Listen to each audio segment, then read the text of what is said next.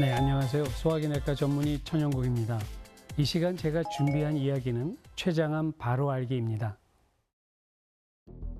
체중이 감소하고 황달 증상이 보이며 지방변으로 기름진 변을 볼 때 한 번쯤 의심해봐야 할 질환, 췌장암. 췌장은 복부 깊숙한 곳에 위치해 있어 암 병변의 조기 발견이 어려운데 수술이 가능한 초기 단계에서 발견되는 경우가 전체의 20% 미만이며 그로 인해 췌장암 5년 생존율도 15.9%로 매우 낮다.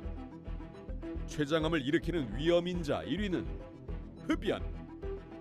흡연자는 비흡연자보다 췌장암 발생률이 3배나 높다는데 국내 10대 암 중 예후가 가장 나쁜 췌장암.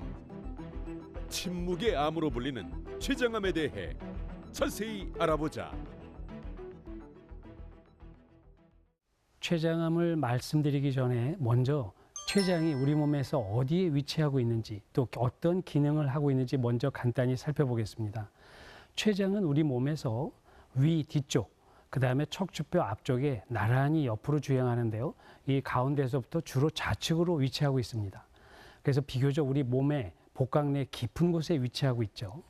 몸속 깊숙이 있기 때문에 잘 관찰되지 않고 췌장 주변에 아주 다양한 혈관의 네트워크가 형성되어 있기 때문에 췌장암이 발생하면 비교적 초기에 혈관을 침범해서 암이 이 혈관을 통해서 다른 장기로 전이가 되기 때문에 예후가 좋지 않은 이유가 이런 데 있겠습니다. 췌장의 모양은 아마 이게 고구마를 생각하시면 잘 이해가 되실 것 같은데요. 고구마의 모양과 비슷하게 생겼습니다. 그래서 구조를 보게 되면 앞쪽을 췌장 머리 두부, 가운데 몸통을 체부, 꼬랑지 쪽을 미부라고 하는데요. 췌장암이 그 생기는 위치에 따라서 증상에 약간씩 차이가 있습니다. 또 췌장을 절개해 보면 췌장은 췌장 조직, 살과 소화액이 흘러내리게 하는 이동시키는 길인 췌관, 이렇게 두 가지 구조로 이루어져 있습니다. 그럼 췌장은 어떤 기능을 할까요? 췌장은 크게 소화액을 분비하는 외분비 기능, 그 다음에 호르몬을 분비하는 내분비 기능, 이 두 가지 기능으로 나눌 수가 있는데요. 이 소화액은 전체 췌장 용적의 95%에서 생산해서 췌관을 통해서 십이장으로 분비됩니다. 이 췌장 소화액에는 단백질, 지방, 탄수화물을 분해하는 소화효소가 포함되어 있는데요. 그래서 음식을 먹게 되면 음식 내에 있는 이런 여러 가지 성분들이 췌장 소화액에 나와서 분해, 흡수를 도와주게 됩니다. 이 췌장을 다치게 되면 이런 소화효소들이 분비가 떨어지겠죠. 당연히 그래서 소화가 안 되게 되고 환자가 영양 상태가 좋지 않게 돼서 체중이 빠지게 됩니다.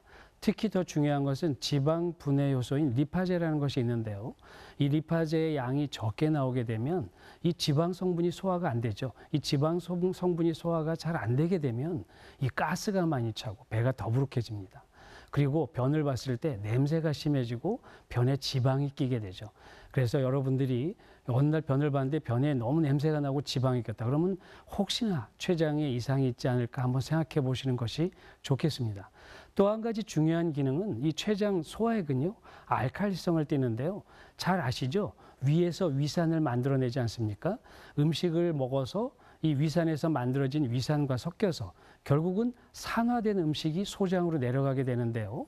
이 소장은 위 점막과는 다르게 굉장히 얇습니다. 그래서 위 이게 산화된 음식이 내려오게 되면 소장의 점막이 얇기 때문에 다쳐서 염증이 생기고 출혈이 생기고 심한 경우에는 천공도 생길 수 있습니다. 그래서 산화된 음식이 십이장으로 내려오게 되면 이 췌장은 즉각적으로 반응을 해서 이 췌장액을 분비하게 되는데요. 이 췌장액이 알칼리성을 띠기 때문에 산화된 음식과 섞여서 중성화시키게 됩니다. 그래서 소장을 보호하는 역할을 하게 되죠. 이것이 이제 외분비 기능이 되겠고요. 두 번째는 이제 내분비 기능은 호르몬을 분비하는 기능으로서요. 췌장 전체 용적의 5%, 췌장 세포 내에서 내분비 세포에서 생산해서 혈관으로 분비됩니다. 대표적으로 인슐린과 글루카곤이 있는데요. 인슐린은 음식을 먹거나 너무 단 음식을 먹어서 혈당이 상승하게 되면 이 혈당을 낮춰주기 위해서 췌장에서 분비됩니다. 이 높아진 혈당을 글라이코겐이라는 물질로 전환시켜서 간에 저장을 시키고 또 지방으로 전환시켜서 체지방으로 전환을 시키게 됩니다. 그래서 혈당을 낮추게 되는데요. 여기서 알 수 있는 것은 너무 과도한 식사를 하거나 혈당을, 그러니까 당이 많은 음식을 먹게 되면 어떻게 되겠습니까? 결국은 글라이코겐이 너무 늘어서 지방간이 생기게 되고 또 지방으로 전환이 많이 일어나니까 체지방이 늘어서 비만해지겠죠. 그래서 적절한 식사와 너무 혈당이 높은 음식을 드시지 않는 게 좋겠습니다. 글루카곤은 인슐린과 반대되는 작용을 하는데요. 우리가 너무 오랫동안 금식을 하거나 아니면 어떤 원인으로 인해서 혈당이 낮아지게 되면 저혈당 증상이 나타나게 되는데요. 이런 혈당이 너무 부족하니까 글리코겐으로 저장된 것을 빼오고 지방세포를 분해해서 부족한 혈당을 복구해주는 역할을 하게 됩니다. 지금까지 이제 췌장이 우리 몸속에서 어디에 위치하고 있는지, 그 다음에 기능이 뭔지를 살펴봤습니다. 잘 이해하셨을 거로 생각이 되고요. 이제부터는 본격적으로 췌장암에 대해서 한번 알아보겠습니다. 췌장암은요, 조직학적으로 크게 두 가지로 나뉩니다. 여러분들이 알고 계신 췌장암이라고 얘기한다면 췌장선암을 얘기합니다. 이 췌장선암은 전체 췌장암의 90%를 차지하고요. 췌장의 호르몬을 분비하는 내분비 세포에서 생기는 암을 췌장 내분비암이라고 하는데요. 이것은 전체 췌장암의 10%를 차지하고 있습니다. 췌장암의 빈도를 보겠습니다. 우리나라 통계에서 발표한 내용인데요. 남자에서는 위암, 대장암, 폐암이 1등, 2등, 3등을 차지하고 있고요. 여자분들에서는 갑상선, 유방, 대장암이 단연 많습니다. 췌장암은 남자에서는 7번째, 여자에서는 9번째. 다행히 그래도 그 빈도가 높지 않은 게 다행입니다. 그런데 뭐가 문제죠? 췌장암은 지금 저 위암이나 대장암에 비해서 모든 암 중에서 가장 사망률이 높습니다. 그래서 많은 분들이 아직까지도 췌장암에 걸리면 죽는다 하고 생각하고 계시죠. 사망률이 높은데요. 모든 암이든 간에 위암이든 췌장암이든 간에 초기에 발견돼서 치료하면 완치율은 매우 높습니다. 췌장암이 조기 검진이 가능할까요? 이 조기 검진이라고 하는 것은 쉬운 검사, 여러분들이 잘 알고 있는 가슴, 흉부 엑스레이, 초음파, 혈액학적인 검사로 검사를 해서 암을 찾을 수 있는 방법이거든요. 위암 같은 경우는 내시경이죠. 그런데 췌장암으로 조기 검진할 수 있는 검사법이 아직 확립되어 있지 않습니다. 최근에 검진들 많이 하시죠.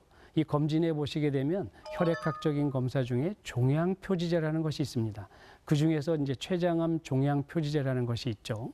그것이 이 췌장암으로 조기 검진으로 사용될 수 있느냐? 그렇지 못하다는 거죠. 최근 췌장암은 이 스크리닝, 조기 검진에는 아직은 실망스럽기 때문에 서베일런스, 추적 감시에 포커스를 두고 있습니다. 그러니까 대부분의 위험인자가 빙산의 일각이죠. 저쪽 바다 깊숙이 숨어 있습니다.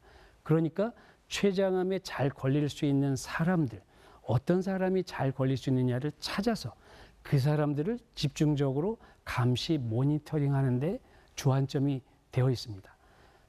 그래서 지금부터 본격적으로 췌장암이 어떤 사람에게서 잘 생기는지 그 한번 위험 요인을 살펴보겠습니다. 제일 첫 번째로 후천적인 원인으로는 담배입니다. 흡연인데요. 이 담배의 연기와 그 니코틴에는 암을 유발하는 매우 다양한 물질들이 포함되어 있다고 이미 밝혀져 있습니다. 그렇기 때문에 담배가 췌장암의 직접적인 요인이 되겠고 보통 안 피는 사람에 비해서 한 5배 이상의 위험성이 있다고 되어 있습니다. 그러므로 흡연을 하신다면 바로 오늘 이 시간부로 금연을 하시는 게 좋겠습니다. 두 번째는 당뇨병인데요. 당뇨병은 췌장암의 원인일 수도 있고 결과일 수도 있습니다. 원인은 뭐냐? 당뇨를 오랫동안 앓고서 특히 인슐린으로 치료하시는 분들이 췌장암의 위험성이 약간 있습니다. 그 이유는 인슐린을 계속해서 치료를 받게 되면 우리 몸에서는 인슐린이 부족하구나. 그래서 인슐린을 만들어내기 위한 호르몬을 만듭니다. 그것이 이제 인슐린 성장 요소라고 하는 것인데요. 이 인슐린 성장 요소가 불필요하게 너무 계속해서 만들어지게 되면 이것이 췌장을 자극해서 췌장암이 생길 수 있다는 보고가 있습니다. 그 다음에 췌장암의 결과라고 하는 것은요. 췌장암이 생기게 되면 정상 췌장이 손상을 받습니다. 다쳐서 정상 췌장 세포가 줄어들기 때문에 인슐린의 분비능이 떨어지게 되죠. 그래서 혈당이 생기기 때문에 이것을 성인에게서 새롭게 생긴 당뇨라고 하는데요. 보고에 의하면 이렇게 성인에게서 새롭게 생긴 당뇨에서 췌장암이 있을 가능성이 30%가 넘는 것으로 알려져 있습니다. 그래서 당뇨병이 있는 경우에 조금 주의가 필요하겠고요. 자, 그 다음으로는 이제 만성췌장염입니다. 사실 음주 자체가 췌장암과의 관련성은 직접적인 관련성은 없습니다. 그런데 뭐가 문제죠? 반복적으로 음주를 하시게 되면 결국은 급성췌장염이 발생할 수 있고, 이런 급성췌장염이 반복되다 보면 영구적인 손상인 만성췌장염으로 발전하게 됩니다. 이런 만성췌장염으로 발전하게 되면 췌장암이 생길 위험성이 3배 이상으로 올라가게 됩니다. 그래서 잦은 음주를 자제하는 것이 좋겠고요. 또 만성췌장염이 있는 분들은 정기적으로 췌장 검사를 CT로 해보시는 것이 좋겠습니다. 그 다음은 이제 유전적인 요인인데요. 요즘에는 모든 암들이 유전적으로 접근을 하고 설명을 하고 있습니다. 사실 이 유전적인 변이가 사실 이 암의 위험 요인의 가장 중요한 팩터라고 할 수 있는데요. 그 정상이었던 사람이 암으로 진행되는 과정에 다양한 유전자들이 관여를 합니다. 근데 우리 사람 몸은 참 신기해서요. 이미 우리 몸속에 암을 유발시킬 수 있는 종양 발현 유전자를 갖고 있어요. 그런데 이것이 평소에는 종양을 억제하는 유전자가 또 있습니다. 그래서 그 두 가지가 팽팽하게 균형을 맞추고 있죠. 그런데 어떤 원인으로 인해서 이 균형이 깨지게 되면 종양 발현 유전자가 과도하게 생기거나 아니면 종양을 억제하는 유전자가 변이가 생겨서 기능이 상실될 때 암이 생길 수 있습니다. 자, 이제 다음으로 췌장암을 의심해 볼 수 있는 증상들을 한번 살펴보겠습니다. 대표적으로 5가지가 있습니다. 복통, 황달, 소화불량, 체중 감소, 그 다음에 이제 당뇨병이 있는데요. 이 복통이 있다고 해서 전부 췌장암을 의심할 필요는 없습니다. 췌장암과 관련된 복통은 아주 특징적인 소견이 있는데요. 이게 디퓨즈하게 이렇게 미만성으로 아픈 것이 아니라 마치 쥐어뜯는 듯이 이 상복부, 배꼽 약간 위쪽에서 통증이 생깁니다. 이렇게 상복부 쪽에 쥐어뜯는다는 통증이 있으면서 등 쪽으로도 통증을 호소하는 경우도 있습니다. 두 번째는 이제 황달인데요. 간혹가다 이제 거울을 봤더니 눈자위가 하얘요. 아니면 소변을 봤는데 소변이 어느 날 갑자기 볼그스레해져요. 그러면 황달을 의심을 해야 됩니다. 특히 췌장암은 췌장 머리 쪽에서 가장 흔하게 발생하는데요. 췌장 머리 쪽에는 담도가 지나갑니다.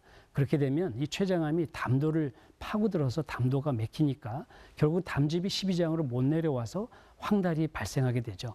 그래서 특히 증상이 없고 열도 없이 황달이 생겼다 그러면 췌장암을 꼭 의심을 해서 검사를 해보시는 것이 좋겠습니다. 이제 세 번째로 이제 체중 감소인데요. 소화불량이 있을 때 제일 먼저 생각하고 검사해 볼 거는 이제 위장 쪽입니다. 근데 내시경을 해보고 소화제를 먹었는데도 소화가 해결이 되지 않아요. 그렇게 되면 췌장을 그 다음으로 의심을 해봐야 되는데요. 왜 그렇죠? 서두에서 설명드렸듯이 췌장은 다양한 소화 효소를 분비하고 있습니다. 결국은 췌장암이 생겨서 췌장이 다치게 되면 이런 소화 효소들이 안 나오게 되니까 소화장애가 생길 수밖에 없죠. 그리고 영양 성분들이 분해돼서 흡수되지 못하니까 환자는 자꾸 체중이 빠지게 됩니다. 적절한 식사를 하는데도. 그래서 이런 증상이 있을 때 또 췌장암 의심을 해봐야 되겠고요. 당뇨병은 좀 전에 제가 설명을 드렸죠. 오랫동안 인슐린을 사용하는 사람 아니면 건강했던 사람이 성인이 갑자기 당뇨병이 생겼을 경우도 췌장암을 의심을 해봐야 되겠습니다. 자, 이제부터는 이제 췌장암의 진단을 살펴보겠습니다. 그래도 가장 먼저 쉽게 할 수 있는 건 혈액검사이기 때문에요. 혈액검사를 1차적으로 하게 되는데요. 혈액검사를 해서 특히 간 기능 검사를 하게 됩니다. 아까 췌장암이 황달을 유발시킬 수 있다고 했죠. 황달이 생기게 되면 우리가 혈액학적인 간 기능 검사에서 빌리루빈이라는 수치가 올라가고 GOT, GPT라는 간 효소치가 상승하게 되어 있습니다. 그리고 혈청 종양 표지자, 췌장암 종양 표지자 검사도 하게 되는데요. 췌장암이 있어도 이 수치가 사실 다 올라가지 않습니다. 대략 췌장암 환자의 70%에서는 올라가게 되는데요. 그 수치가 많이 올라가 있으면 췌장암도 의심하지만 또 예후가 좋지 않다고 되어 있습니다. 복부 초음파는 너무 쉽게 검사하고 환자한테 해가 되지 않기 때문에 1차적으로 선별할 수 있는데요.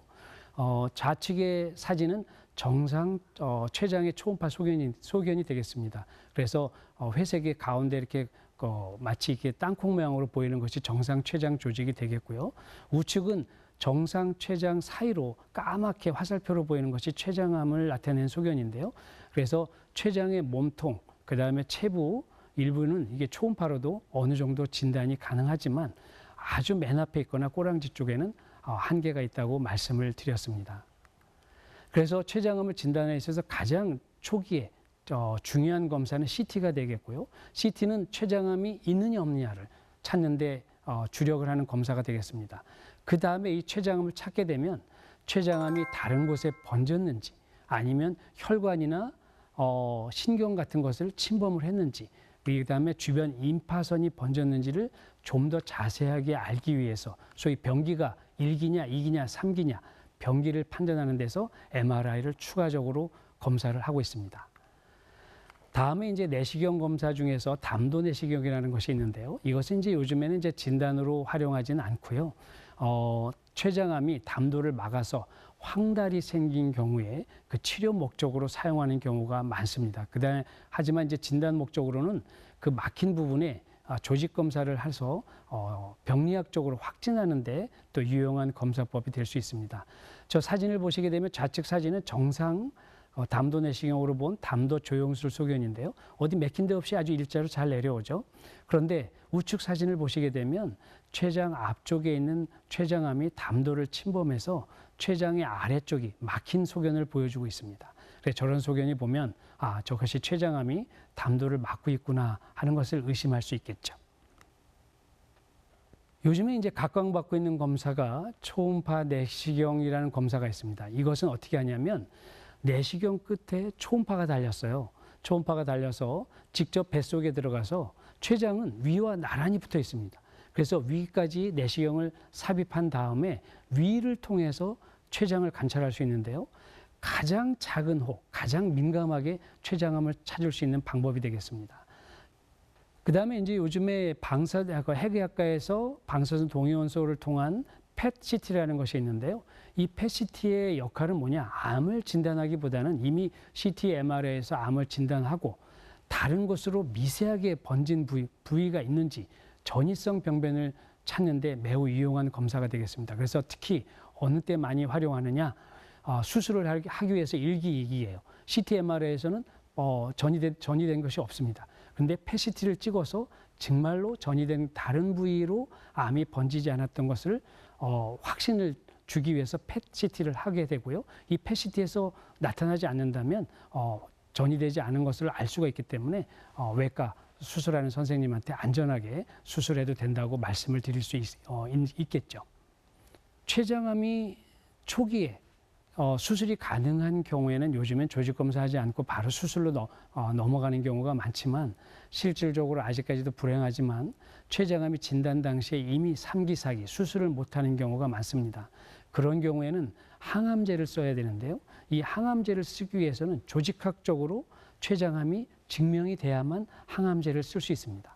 그래서 이 조직검사를 해야 되는데요. 췌장은 뱃속 깊숙이 존재하죠. 그러니까 바깥에서 조직검사를 하기에는 매우 어렵습니다.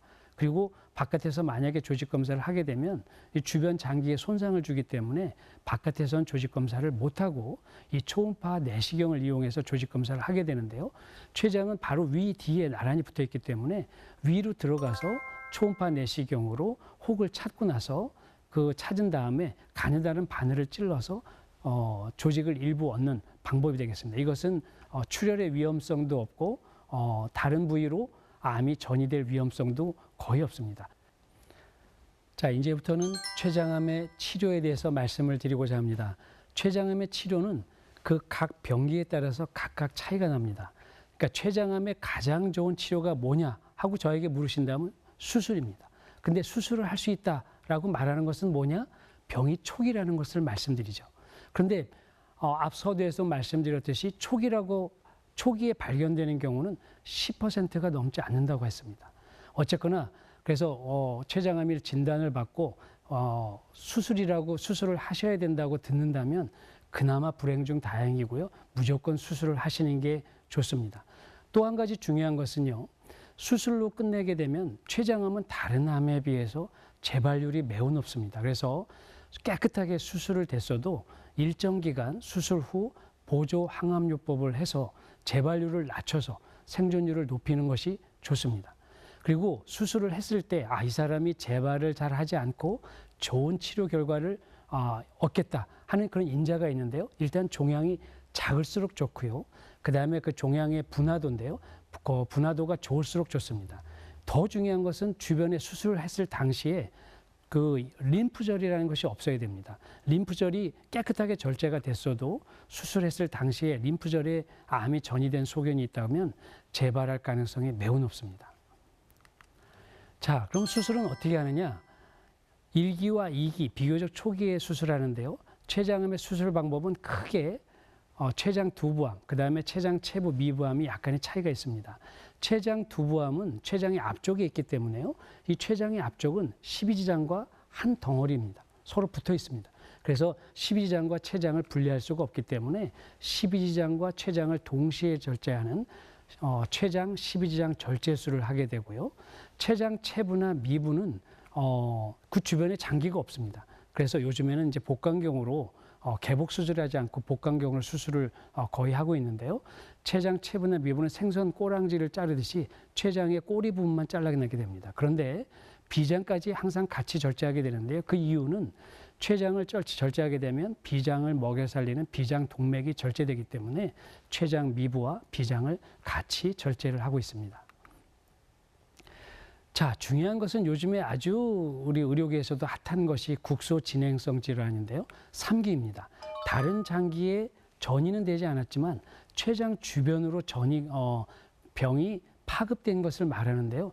이 국소 진행성 질환에는 크게 두 가지로 분류할 수 있습니다.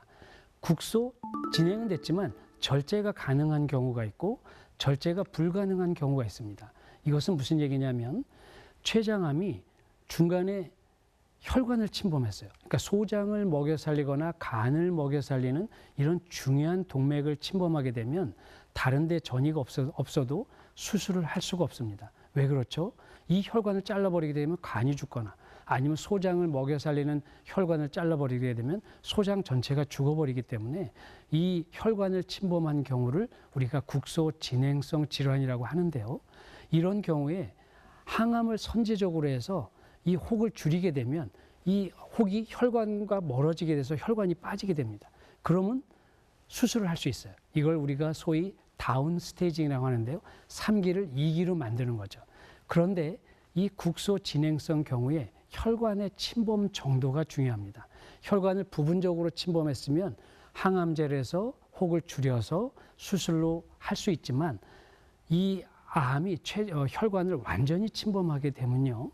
혹이 줄어든다 손 치더라도 이 혈관이 암으로부터 빠지지 못하기 때문에 결국은 수술을 못하게 됩니다.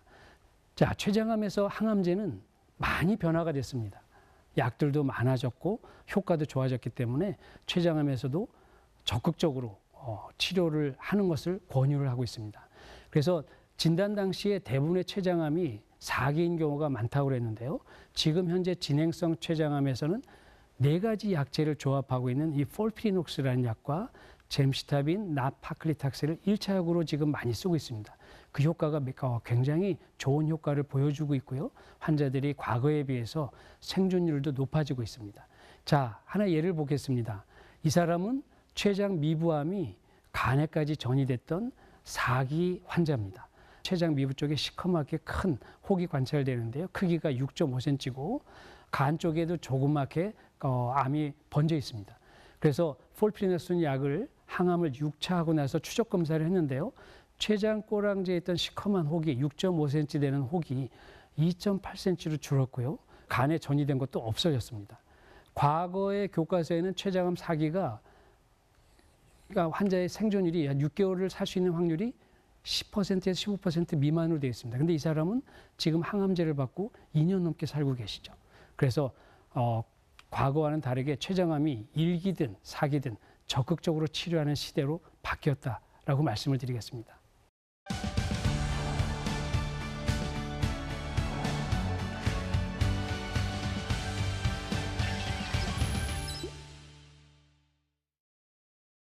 자, 시청자분들께서 췌장암과 관련해 많은 질문을 저에게 보내주셨는데요. 함께 확인해 볼까요? 췌장염에서 췌장암으로 발전될 가능성이 높은가요? 한 번에 췌장염이 생겼다고 해서 췌장암으로 가는 것은 아닙니다. 그런데 이런 췌장염이 반복되게 되면 만성 췌장염으로 발전할 수가 있게 되고요. 만성 췌장염이라고 하는 것은 췌장의 영구적인 손상인데요. 이런 영구적인 손상인 만성 췌장염으로 빠지게 되면 췌장암이 발생할 가능성이 높아지게 됩니다. 어머니가 췌장암 수술 후 기력이 없어 많이 힘들어하십니다. 주변에서 면역 치료가 좋다는데 효과가 있을까요? 자, 여기서 중요한 것은 이제 주변이죠. 주변이 의료진이냐 아니냐가 중요합니다. 실제로 사실 암 환자를 상대로 많은 상업적인 활동이 이루어지고 있습니다. 그 면역 치료가 정상적으로 환자한테 정말 득이 되는 규명된 면역 치료냐 아니냐가 중요하겠습니다. 그래서 면역 치료를 하고자 한다면 의료진, 의사와 한의사분들과 상의하에 그 약이 나에게 도움이 되는가를 적절하게 진료 후에 하시는 게 좋습니다. 왜 그러냐면요. 남들이 좋다고 해서 먹었을 때 이 건강 보조 식품들 중에서 일부는 이게 모든 약들은 간을 통해서 대사가 됩니다. 그런데 일부 약들이 제대로 규명되지 않은 약을 복용을 하셨을 때 이 간에 가서 간을 나쁘게 하기 때문에 소위 독성 간염을 유발시킬 수 있습니다. 그렇기 때문에 제대로 의료진과 상의하에 적절한 면역 치료를 받는 것이 좋겠습니다. 아버지가 췌장암 진단을 받으셨는데 췌장꼬리에 암세포가 있다고 합니다. 병기는 말씀해 주지 않으셨는데 수술을 하면 생명에 지장이 없을까요? 네, 췌장꼬리에 있던 머리에 있던 일단 검사를 받으셔서 만약에 의료진이 수술을 할 수 있다, 수술을 합시다라고 한다면 비교적 초기를 말씀드리는 거고요. 그러면 무조건 수술하시는 것이 좋습니다. 그런데 췌장 미부암이 아까 말씀드린 것처럼 비교적 늦게 발현되고 이미 전이가 된 곳이 많기 때문에 정확한 병기를 이해하시고 이것이 1기, 2기라고 하면 수술을 하셔야 되고요. 당연히 생명에 지장이 없고 좋은 방법이 되겠습니다. 그런데 병기를 자세히 들으셔서 다른 곳에 전이가 있다고 하면 수술을 하기보다는 항암제로 바로 치료하는 것이 좋겠습니다. 네, 지금까지 췌장의 우리 몸에서 어디에 위치하고 있는지 기능, 그 다음에 췌장암에서 의심할 수 있는 증상들, 진단, 치료에 대해서 살펴봤습니다. 과거 지금까지도 여러 선생님들이나 여러분들이 췌장암에 걸리면 다 죽는다 이렇게 두려워하시고 겁을 내시는데요. 최근에 많은 약이 개발됐고 좋은 치료법들이 개발됐습니다. 그래서 과거와는 다르게 이제 췌장암은 싸워서 이겨볼 만하다. 그리고 적절한 치료를 받게 되면 완치도 바라볼 수 있는 그런 상태가 됐습니다. 그래서 췌장암으로 진단받았다고 해서 너무 두려워하지 마시고 의료진과 만나서 희망을 갖고 적극적인 치료를 하기를 바라겠습니다. 오늘 저의 이야기가 여러분들이 건강하고 행복한 삶을 살아가는 데 도움이 되었길 바랍니다. 감사합니다.